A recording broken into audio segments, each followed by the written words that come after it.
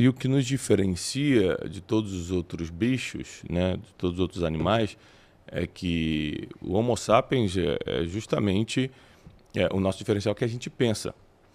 Então, que desperdício de vida é você viver por um instinto animal e nunca aprender a pensar? Porque você tem a capacidade, né, Deus nos fez assim com a capacidade de pensar, e eu conheço muita gente, André, você deve conhecer, que vive sem pensar. E o mínimo de pensamento, por exemplo, pensamento crítico. Né? Uma pessoa vem e me conta uma fofoca de você. Né? O que, se eu fosse levar para o lado teológico, para o lado da Bíblia, já seria um erro, um pecado, porque nós não devemos falar mal, caluniar, levar informações um dos outros. Tem um versículo que diz: 6 coisas Deus odeia, a 7ª ele abomina, ele vai dar as costas para você. Quem joga briga entre pessoas, quem semeia contenda entre irmãos, está assim na tradução original. Por que eu estou falando isso? Porque as pessoas não têm mais pensamento crítico. Ou seja, você está falando que todo animal nasce pronto, a gente nasce incompleto.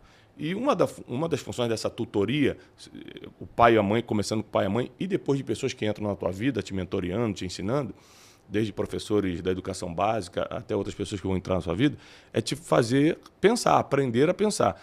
Então, alguém me traz uma fofoca sobre você. A maioria das pessoas só escuta com prazer, porque a emoção toma, André fez isso e tal, e já está pensando para quem vai passar. Uma pessoa que tem um mínimo de pensamento crítico fala assim, primeiro, por que essa pessoa está me contando isso? Qual é a intenção dela? Segundo, qual é a fonte? Você viu? Não, me contaram. Peraí, desculpa, é que eu tenho uma vida feliz, tenho uma família para criar, tenho um instituto de educação aqui para tocar. Você quer que eu pare minha vida, escute uma história que te contaram, ou seja, não tem fonte nenhuma. Boa. Que está manchando a imagem de uma pessoa pública. Você quer que eu... Não estou entendendo. Se você tiver o mínimo de pensamento crítico, você não escuta. E muito menos passa para frente. Aí, se eu falo isso, a pessoa fala, viu, de novo está citando Bíblia, mas tem a ver também com convivência social, com inteligência, não é só com questões bíblicas, com princípios, né, milenários, como eu chamo, mas é uma questão de convivência social, de inteligência. Para que eu vou passar uma informação que... É por isso que fake news pega rápido, porque as pessoas não têm pensamento crítico, nem vem a fonte. A notícia é um absurdo e ela está compartilhando com todo mundo. Espalhando. O que você acha que a pessoa pode fazer para melhorar o seu grau cognitivo ou o seu padrão de pensamento, sua mentalidade, como você chama? Tiago, nosso cérebro ele foi evoluindo ao longo do tempo, né, da história, desde Neandertal. Então, nós poderíamos dizer que nós temos 3 cérebros, entre aspas, ou 3 perspectivas. Nós temos o cérebro reptiliano, nós temos o cérebro límbico e nós temos o neocórtex, o córtex pré-frontal. O reptiliano é responsável pelas ações, luta e fuga. É o instinto. É o instinto. Tá. O límbico pelas emoções. E o neocórtex foi a última camada que a gente adquiriu pelo raciocínio. A grande maioria das pessoas só usa o reptiliano e o límbico. A grande maioria das pessoas não pensam. Uau. Ou agem como bichos ou agem pela via das emoções. Foi muito interessante, eu fui agora na Europa e eu queria muito conhecer a Pietà, que eu acho maravilhosa aquela escultura. E aí, quando eu voltei, eu falando isso em terapia com a minha psicanalista, e ela falou assim, você chorou lá na Pietà? Eu falei, não, você acredita? Eu queria muito ter chorado, mas não foi a sensação. Eu tive uma sensação de êxtase, mas que não passou pela via da emoção. Ela falou assim, a sua experiência foi muito mais intensa, porque ela foi extremamente racional. As emoções turvam a nossa razão. Muito cuidado com as emoções. Quando eu estou emocionado, eu não estou raciocinando. A grande maioria das pessoas e a grande maioria das decisões, eu gosto muito dessa teoria do cérebro trino, porque ela é muito fácil de entender e as pessoas se veem nela. A grande maioria das pessoas decidem ou pelo reptiliano ou pelo límbico. Perceba, seu filho faz uma situação. Eu digo, por exemplo, em relação à surra, bater em criança. André, é certo bater, é errado bater? Não sei. Eu vou te dar uma fórmula. Seu filho fez um negócio errado hoje, espera amanhã. Se amanhã você continuar com vontade de bater. Se você bater hoje, você vai bater com raiva. É sobre você, não é sobre a criança. Ou você vai bater num mecanismo de luta e fuga por punição. Se isso chegar à sua razão e você entender que essa punição física faz sentido no outro dia, aí você toma essa decisão. A maioria das decisões deveriam passar por aí. Não deveriam passar nem pelo mecanismo de luta e fuga ou pelo reptiliano, nem pela emoção. Elas deveriam passar pela razão. Eu diria que nós estamos perdendo muito. Você foi muito feliz na sua fala. Os outros animais, eles nasceram prontos, mas eles não nasceram com a capacidade de raciocínio. Essa foi o grande plus que Deus nos deu. Deus, é como se Deus dissesse, né? Se é que a gente pode dizer isso.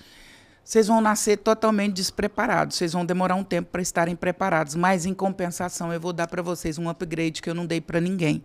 Eu vou dar a capacidade de pensar. A grande maioria não está usando o upgrade que Deus deu.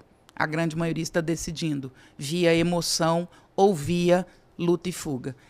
Esse não é o nosso melhor caminho. A gente se aproxima muito de um animal quando a gente faz isso. Tem uma frase que eu gosto muito que é: qual é a vantagem de quem não lê livros sobre aquele que é analfabeto e não sabe ler? Ou seja, você sabe ler, é alfabetizado, mas não lê. Qual é a diferença que tem entre você e aquele que não sabe ler? É a mesma diferença de quem tem o poder de pensar, mas não pensa. Você é homo sapiens, você pode fazê-lo, mas não faz, não usa.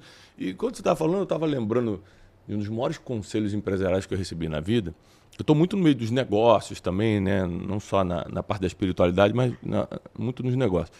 E eu converso com grandes empresários. Quando eu digo grande, a gente tem 20 mil funcionários, tem faturamento, né, grande, que dá muitos empregos, ajuda muita gente. E uma vez eu estava conversando com uma das grandes mentes de negócio do país, e eu estava fazendo uma pergunta sobre empresa. Ele falou assim: Thiago, você sabe que para você ser um grande empresário, para você ter um negócio que funciona, você tem que pensar. Eu falei: mas pensar eu penso. Ele: não, pensar é entender como as coisas funcionam. A maioria dos brasileiros vai lá, abre o CNPJ, porque viu outra pessoa vendendo chinelo também, fala: vou vender, aí já vou montar um MEI aqui. Aí, peraí, mas você entendeu de onde está vindo esse chinelo? Por quanto se compra? Qual é a margem? Qual a logística? Qual a logística? Vai vender onde? O ponto que ele está vendendo, às vezes, tem uma saída maior, no seu ponto não terá. Se você monta um negócio sem pensar, ou seja, entender como funciona, já começou mal. E as pessoas casam sem pensar. Quem conversa coisas do tipo: qual o seu temperamento? Quando você fica com muita raiva, você faz o quê?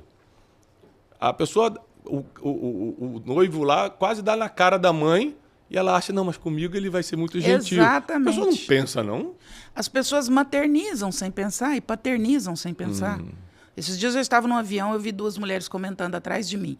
Nós estávamos pousando em Uberlândia, uma falou para a outra: nossa, eu estou chegando agora às 7 horas da noite, ainda vou ter que cuidar dos meus filhos.